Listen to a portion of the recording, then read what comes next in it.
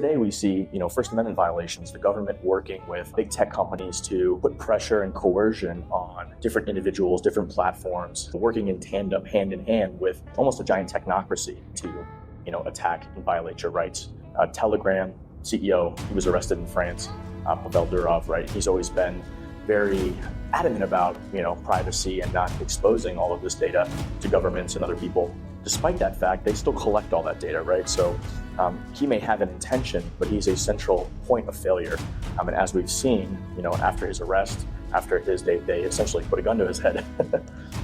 Telegram updated its terms of service, signaling compliance with law enforcement by agreeing to share user phone numbers, IP addresses, and all sorts of data. Again, people behave and act differently when they are being surveilled and they realize they're being surveilled. It's a scary future. The Cypherpunks are a group of people who saw the groundwork of this, of how this could evolve and how this could play out over time, and how this could be, terrible for humanity. In the European Court of Human Rights, for example, reference is frequently made to the danger that secret surveillance measures may undermine or even destroy democracy under the cloak of defending it. This kind of behavior, censorship, and the violation of privacy hinders societal progress. People that form great ideas and help advance technology and society, they're often people who reject authority or buck the trend or refuse social conformity on a lot of issues.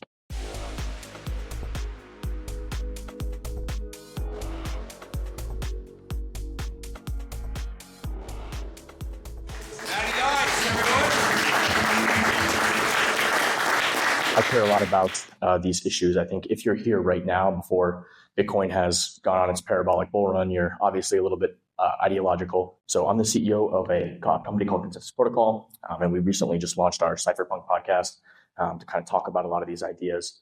I'm doing a series with the chief editor of Bitcoin magazine, Aaron Van Weerdum. He's the author of the Genesis book, so stay tuned for that.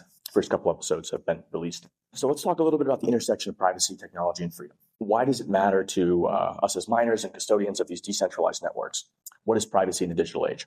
Privacy is the right to keep personal data secure and shielded from surveillance, especially if you're an American. We have the Constitution. We have certain rights that were given to us that governments are not allowed to intrude on. But we see that every day that that is not exactly the case, right? So from physical privacy to digital footprints, so old privacy, physical mail, your house, your family, et cetera, new privacy. A lot of stuff's happening on the internet as the internet's evolved. There's way more intrusive ways to be monitored. And the cypherpunks are a group of people that saw this coming years in advance when the roots and all the technical aspects of the internet were being laid, and kind of said, hey, there's a huge potential problem here for massive abuse. So why is privacy critical? It's a fundamental human right. Obviously, there's UN resolutions about this. For Americans, right, we've got the Fourth Amendment. So what are the implications of this privacy loss? How does government surveillance and, how does that influence people's behavior when you're being surveilled? So surveillance empowers conformity. And conformity, we see this in certain different countries where everybody knows they're kind of being watched, right? People behave and act differently. Everybody tries to conform to that.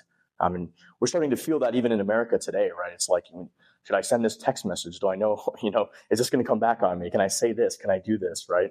It's kind of scary in a lot of ways. So people under surveillance are more likely to conform to social norms, avoid controversial topics. We've seen this in media, on social media. Can I really say that? Is it okay? Am I allowed to speak my mind, speak my opinion? They engage in self-censorship, particularly in environments where dissenting opinions might be judged or penalized. This phenomenon has been observed in journalists, activists, ordinary individuals. This is known as the chilling effect. So there's a lot of research being conducted on that, how it affects people and how people behave differently. Self-censorship, reluctance to associate, erosion of trust. People carefully moderate their speech. This is common in places like Russia. I have friends there that, they use coded language or parables to discuss certain things, and there's expressions, and especially with countries that have a long history of this type of censorship. Suspicion, paranoia, we've seen a lot of this, broader societal impacts. People leave a lot of these countries, right? They flee if, they can't speak their mind. If you're a totalitarian or authoritarian, all that sounds like a dream come true. In the European Court of Human Rights, for example, reference is frequently made to the danger that secret surveillance measures may undermine or even destroy democracy under the cloak of defending it. This kind of behavior, censorship, and the violation of privacy hinders societal progress. It is often those who challenge authority, like, here in America, people that form great ideas and help advance technology and society, They're often people who reject authority or buck the trend or refuse social conformity in a lot of issues. Our constitutional rights are at the heart of what it means to be an American, embodying the freedom to pursue happiness and be rewarded for our efforts. These liberties have driven unparalleled innovation, fueling breakthroughs in industry, science, and technology, and fostering an environment where progress thrives. There's been a lot of attacks on privacy. The road to hell is often paved with good intentions, right? It's for your safety. It's for, better behavior of everybody, all of these, fallacious arguments we hear. Social credit systems, happening in places like China, tracking people's behavior, everything they do, whether it be cameras, monitoring if you cross the street when you're not supposed to, right, to all sorts of crazy things, monitoring where you're spending your money, all of these little things that really create this chilling effect on behavior. Again, people behave and act differently when they are being surveilled and they realize they're being surveilled. It's a scary future, and the Cypherpunks are a group of people who saw the groundwork of this, of how this could evolve and how this could play out over time, and how this could be terrible for humanity. It always starts with good intentions, but it's very easy for this power, the power of being able to do all this, to spiral out of control. So they give you a score. Do you conform to society? How do you have certain political viewpoints? Do you argue? What have you done? All of these things. You can be blackballed, blacklisted. The absence of privacy enables authoritarian control, where individuals can be punished for personal choices, often without due process. Even here in America, right? There's this program called PRISM, a clandestine surveillance program launched by the NSA, that enables the U.S. government to collect and monitor internet communications from major tech companies like Google, Apple, Facebook, Microsoft, and others. Under the authority of the Foreign Intelligence Surveillance Act, we know because of people like Edward Snowden that they're just collecting data on everybody, like every individual, every person in society. Tons of data, tons of information, without in violation of the Fourth Amendment, without going to a court with reasonable suspicion to get that information, right? Julian Assange, through his organization WikiLeaks, exposed numerous instances of government corruption, overreach, etc.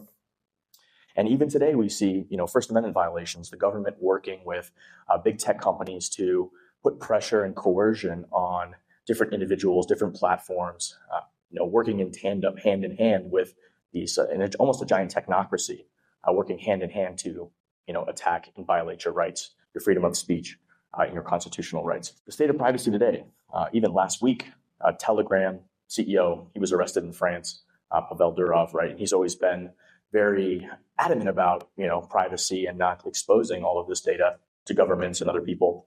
And despite that fact, they still collect all that data, right? So he may have an intention, but he's a central point of failure.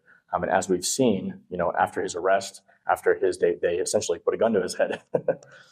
Telegram updated its terms of service, signaling compliance with law enforcement by agreeing to share user phone numbers, IP addresses, and all sorts of data. What was once a tool of more secure communication, albeit not perfect, even though he had that intention, he was a central attack vector for the blob or different intelligence agencies or the police state to essentially come after him. Obviously, this was inevitable. Same thing with Elon and Twitter. We may like, or we may agree or disagree, et cetera, about how Twitter is being run now. And Elon has put his thumb on the scales because it's his organization. But if he is still a central point of attack. There's just some people's takes on the setup here. We need a Satoshi for messaging. I like that. I thought that was a cool one. It's an alarming trend in, especially American media, to see different things like this. Pieces in the New York Times, right? The Constitution is dangerous. The Constitution is sacred. Is it also dangerous, right? Laying the groundwork for an attack on the very core foundation of the American experiment. Didn't mean to scare you guys. Hillary Clinton said in a recent the federal government should prosecute Americans who spread propaganda. What exactly defines propaganda? Who gets to decide that, right? These are the questions we have to ask ourselves as a society. Research indicates an increase in internet censorship, even in countries traditionally seen as bastions of free speech. This includes unexpected places like the US, UK, Norway, Ireland, and Japan, suggesting a global trend towards more restrictive internet policies. Members of Congress are exploring ways to rein in the media environment, stating that censorship is necessary to prevent the spread of disinformation. Who gave them the authority to decide what's true or false? right? Who gets to decide what's true? It's clear they're setting their sights on, platforms like X. We just saw what happened to Telegram.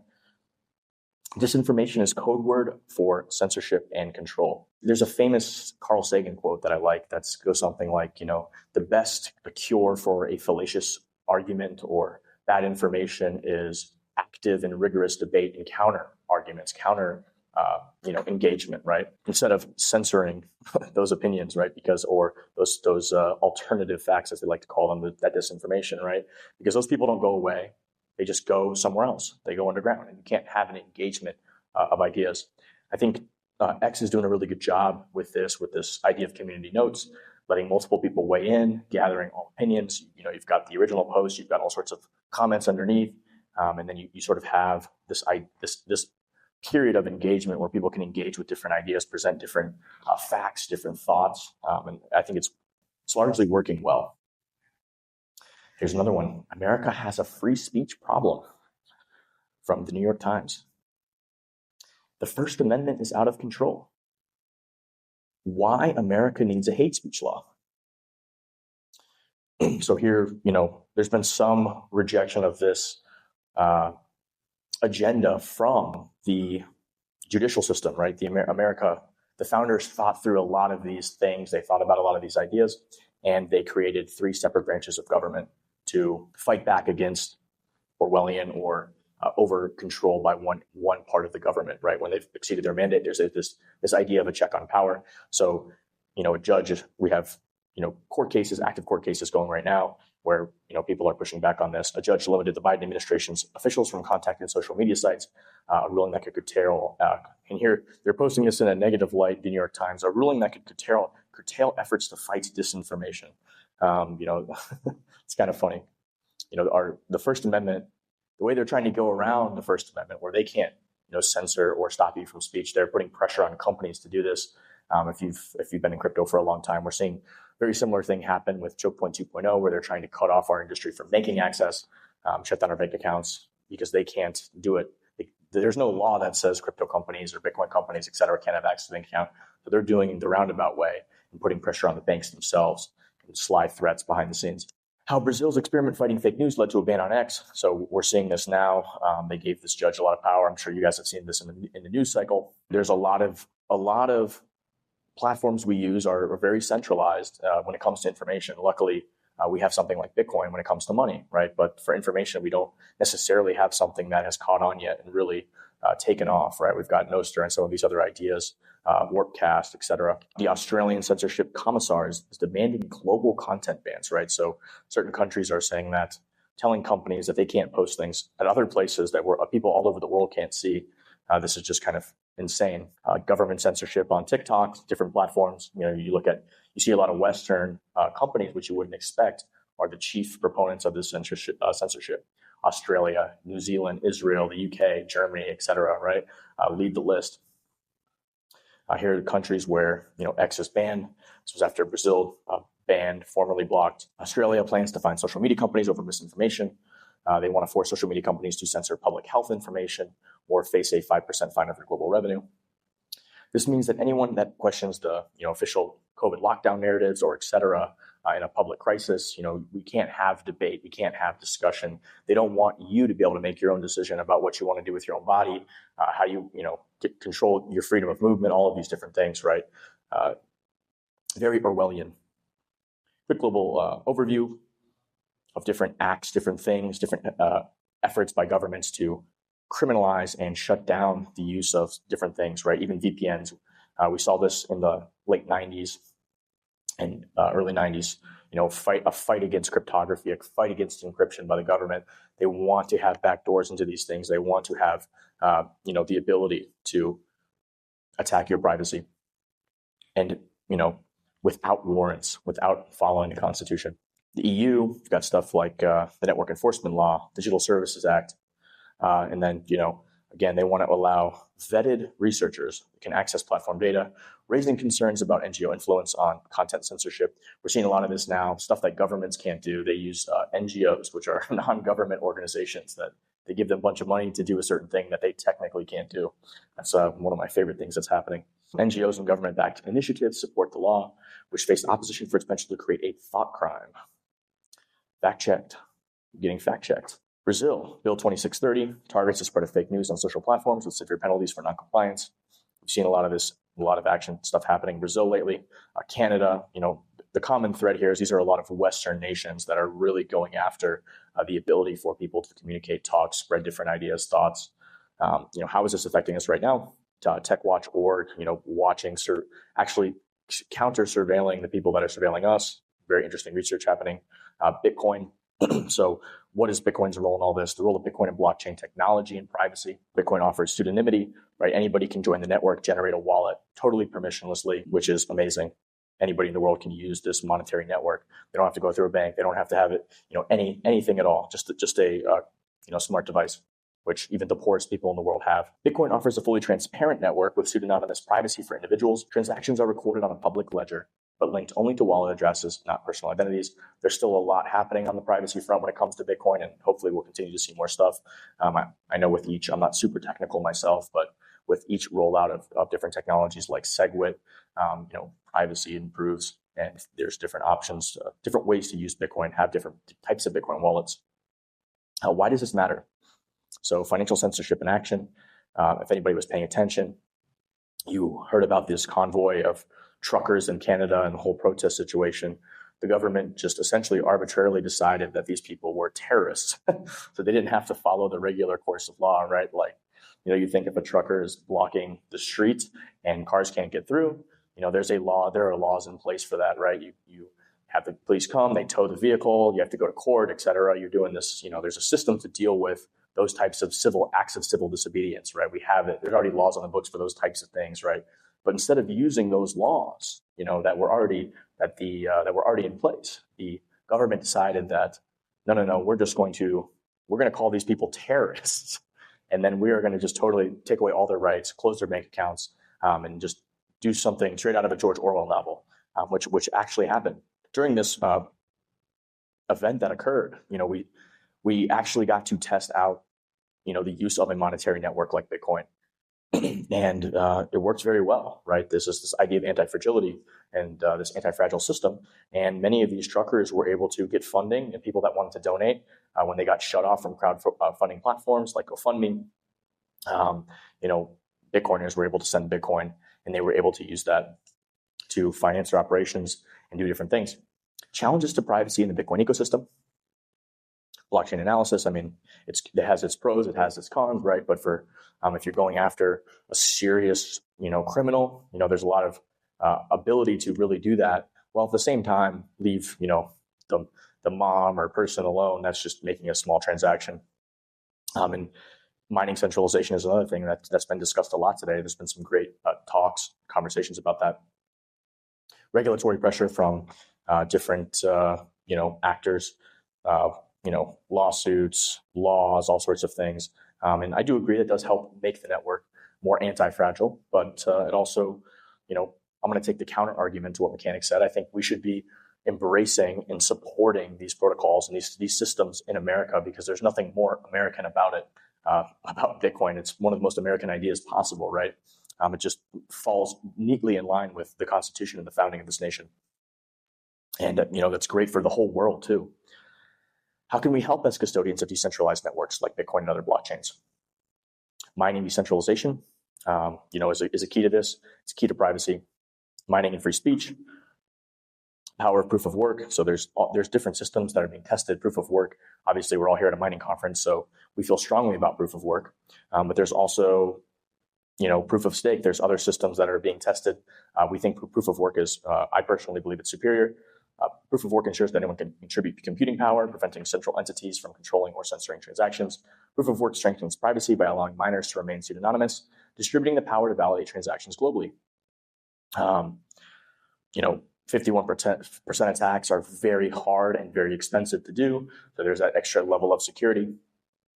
Unlike proof of stake, which I think is the most attractive aspect of proof of work and mining, is the fact that, just because you own a bunch of the asset doesn't give you all of the control, right? You still have to provide the physical infrastructure, the security, make that electricity trade-off day in and day out, and, monitor and run your operations. Where with proof of stake, it's just you own a bunch of the whatever coin is, and you get to have much more influence, much more control there. Well, it's kind of how the status quo system of the world already works. Proof of work isn't perfect, but it's the best system that we've got. As miners and custodians of these decentralized networks, we still have work to do. Decentralized mining is key to ensuring the survival of privacy and freedom-preserving technologies, right? So we want to avoid centralization, whether it's with mining pools or whether with its huge giant companies, right, that are attack surfaces for the network, right? Because if the government does come to a Marathon or whoever, they are. If Marathon is creating the block and doing all of that process, that's an outsized control that they have, right? So this idea of decentralized mining is very important, and Mark and Ocean are doing a lot to help there. So other networks like Ethereum, we can look at decentralization of these entities, right? You've got 3 or 4 entities that essentially have 70% of the staked Ethereum, right? A little disturbing. In the fight for privacy and free speech, miners play a critical role in supporting decentralized open source protocols. We want to continue to be good custodians of these networks. I think what Mechanic was talking about in his last speech, as participants in decentralized ecosystems, we must prioritize the values of decentralization and resist short-term gains from centralization, right? So as miners, we have a part to play here. We have a role. The decisions we make are important. They have implications. Proof of work's inherent nature guards against centralization more effectively than proof of stake, but both systems require vigilant stewardship to remain true to their decentralized ethos. So I personally think it's great to have and test all these different types of systems. Let's test proof of work. Let's test proof of stake. Let's have these different free market ideas. Let's engage. Let's see what happens, right? Let's have more than one system in case one system is attacked. The future of privacy and free expression depends on small miners who support these alternative networks. So if many of you are here today and you've got 5 miners in your garage, you really are super important to the network. And that's how many of us started. I mean, I started with a couple miners in a room, right? So you got to start somewhere. Brian earlier was talking about that, right? You start small and you test it out and you learn about it, right? But Peter had the idea of having tons of different businesses running a couple miners, right? That's awesome. I hope that's the case. There's other privacy-preserving technologies, ZK proofs, homomorphic encryption, secure multi-party computation, real-world applications of mining and blockchain. This is still an active field. Many things are being deployed, evolving. There's a lot of research going into these things. Bitcoin coin joins, right? We've seen the attack recently on some wallets doing this. PayJoin, privacy wallets. Again, I think it was Samurai that got attacked. So here it is, Samurai. We have to fight back against these things. We have to decentralize this infrastructure to prevent governments from having an attack surface to come after. There's no reason that someone who goes to the grocery store should not be able to use one of these, CoinJoin wallets to obfuscate, how much wealth they have from the grocer or whoever they're buying something from, right? If I go to El Salvador and go to Publix or whatever, merchant or store they have there, and I want to buy a bunch of food, I don't necessarily want that vendor to know how much Bitcoin I have. That's a security risk. Like, I don't want them to know how much Bitcoin I have in my wallet. So of course I'm going to want to use a tool like this, right? I don't want, when I transact or buy something or do something, you don't want them being able to trace back and look how much money is in your wallet or how much, Bitcoin you have. It's common sense. So here's the response here. Developers launched Ashigaru, a fork of the Samurai wallet, which continues to provide privacy tools while focusing on decentralization. So I think that's important. We've seen this in many eras, whether it was Napster, was a centralized company. And now we've got BitTorrent, I believe, which is a more decentralized version of that for file sharing, et cetera. So shout out to Ocean, what they're doing, huge deal. What they're implementing here to give individual control, which is super important for mining pool centralization and decentralization. Right now, we still have issues, right? Like even though Bitcoin is decentralized, even though we think it's the best protocol, there are still these issues, right? So Mechanic talked a lot about that. There's a few large mining pools that control a huge portion of the network, and that as was mentioned, decentralization allows the pools to ultimately decide what to put in a transaction. Which it's a huge attack surface to be under have the ability to have that regulatory pressure enforced on you, right? Well, if you're mining with 2 miners in your garage, that's not going to happen to you. But if you're Marathon, that is a huge risk. It's a huge problem that could crop up, right? It doesn't matter until it actually matters. KYC, this is another thing that I've seen a lot. We got to reject that. The fact that mining pool should have to KYC is, in my opinion, ridiculous. So here's the non-custodial payment system that Ocean talks a lot about. opaque block template construction, transparent block templates, Stratum v2. Stratum v2 is this idea, this mining protocol using encryption to enhance privacy and security in mining pools. Other networks doing different things, right? We talked about, is Bitcoin the place to store JPEGs? There's a lot of debate topic, but there's other networks that may be made for the specific of storing files, for example, with Filecoin, decentralized file storage, using ZK technology, Oasis, Secret. There's all sorts of different networks doing different things. Incognito, a privacy blockchain, allows for private versions. Supporting open source protocols. So things like Lightning Network, Nostr, important, right? How else can we be a part of the resistance? So here's another political advocacy group.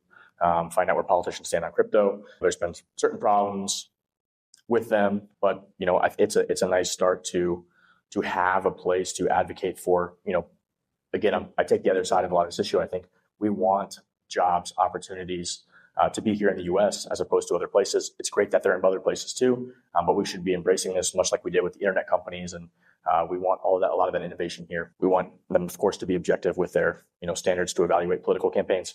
So recently, we've started the Cypherpunk'd podcast. Our mission is a podcast dedicated to exploring the intersection of privacy, technology, and freedom. So we've got a lot of great guest speakers, a lot of episodes pre-recorded.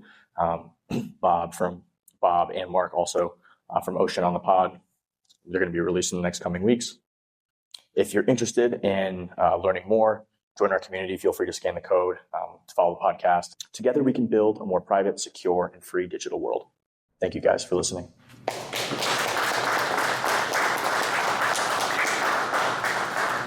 Happy to answer any questions that anybody has any. I'll throw one out. You can hear me all right? Yes. Yeah, thank you for all that. I mean, definitely a fire hose. And I've been learning a lot. One thing recently is the UTX hose. And I just don't know a lot about that yet. Yeah. But obviously we've got that mixed bag of the public immutable blockchain, right? And that's great because you can model things. I mean, imagine a world where taxes go to the government and then you can see That would be a how the fantastic money goes thing. around. Extremely transparent blockchain that shows how our tax dollars are spent and where they're going, and to solve the waste problem. I mean, that would be insanely useful. Right, but we also don't, as you alluded to, we don't want that, intrusiveness into our lives, and we have a right to try to defend ourselves against that as well, right? For sure, right? And real quick to hop into this, right? There's like this idea of we are private citizens, and that is a public government, right? So like as private citizens, CoinJoin, we have the right to privacy. The government does not have the right to privacy. They are a public institution, right? So should they be using CoinJoins and doing all this stuff? No, they should be publicly, displaying where the tax dollars are going, et cetera, right? Yeah, absolutely, great distinction. So one concern, I guess, is this idea of Bitcoin and being money and being fungible. The idea that, if I have a Bitcoin and you have a Bitcoin and I spend mine and you spend yours, one Bitcoin should be one Bitcoin to some degree anywhere as whatever purpose. However, because they can be traced, you can, from the origin of that coin, if it's in a block subsidy or wherever it came from, you can, if you have the right tools, you can see how that goes through the blockchain, and you can find out, was that from green energy or was it from not green energy? Did it pass through a country with had sanctions on it or something like this, right? And not quite the same thing as counterfeit money, but if I'm a merchant and I accept a $20 bill and it turns out that it's counterfeit, when I go to deposit that at the bank, I'm not, I might be out, right? So with Bitcoin, there's no counterfeiting. But if I end up with access, if I end up with private keys, I receive a payment in Bitcoin, and it turns out that at some point went through, say, Iran or something like that, and now there's a three-letter agency that they've got the tools to be able to see, that's where it came from, to totally independent of me or whoever I was interacting with, right? But now, now I have to forfeit that, to the government or something. On pain of, they can't compel me to. Yeah. They can arrest me, they can kill me, But if I store those keys properly and everything else like that, they can't actually confiscate Yeah, it. they can't confiscate it. They're not even going to know exactly who you are. I mean, hopefully that would be the point. And that's why Well, it's so important to, fight back when they try to attack privacy and things like CoinJoin and all of these technologies that give you privacy, right? We have to push back on that. this might be a stupid question, and so you obviously have hope then that we can maintain identity independent from blockchain addresses, and that's not going to get defeated by AI and data crawlers and algorithms and everything to where every citizen it's associated with your social security number or something. Yeah. It's a cat and mouse game. It really is. There's technologies, and there's this centralization, and then we move back to decentralization, and there's this constant battle, this game of cat and mouse. But if you boil it all down, right, like the founding fathers of America, we have this idea of a constitution that these are our rights, right? So part of the reason I started this podcast and that I'm so passionate about all of this, I'm not super technical, but one of the famous quote about the cypherpunks is cypherpunks write code. Well, I'm the cypherpunk and I don't write code. And we have to spread this mission and talk about these ideas and discuss why they're important, right? And it's important to get that into the conversation, into the ethos, discuss why all of this stuff matters. How was Bitcoin created? Where did those ideas come from, right? It's decades of cryptography research, computer science, game theory. All of these things came together to create this beautiful system that just works, right? And we can come up here and have our different ideas, right? But like, I run a local meetup. I meet so many different people. Bitcoin is so many different things to so many different people, right? To mechanic, it's one thing. To, someone's grandpa, it's this, oh, wow, this is kind of like gold. They can't print this away and it keeps going up, right? And to somebody from, people come to our meetup from Hispanic countries, they instantly grasp and understand and appreciate, a certain aspect of Bitcoin. Whereas, for some people, it's an investment opportunity. There's all these different things.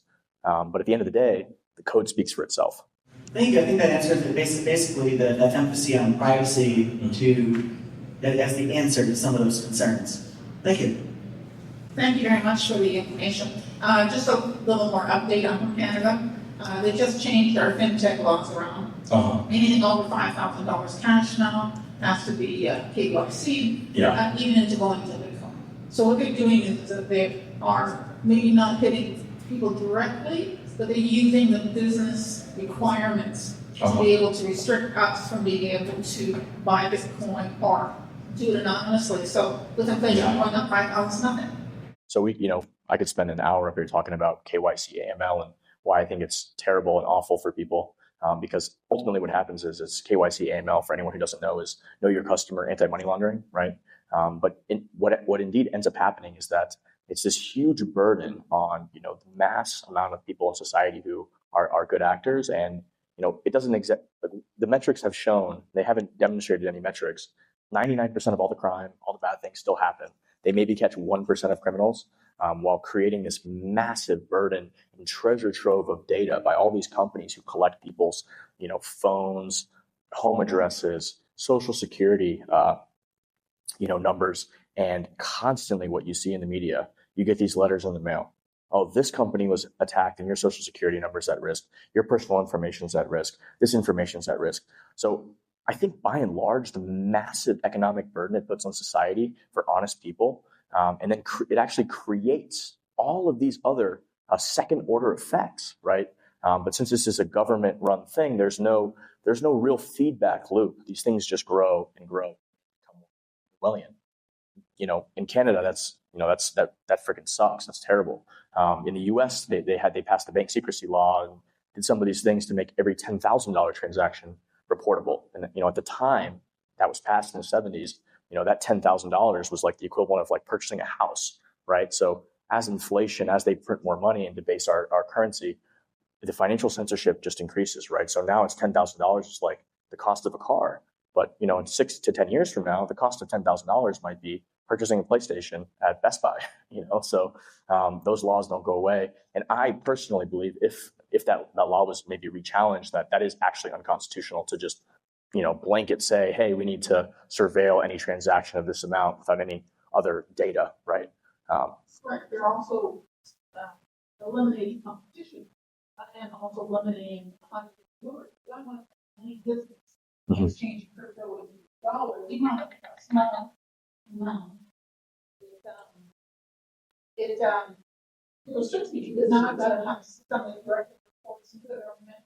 But I do the thing. Yeah.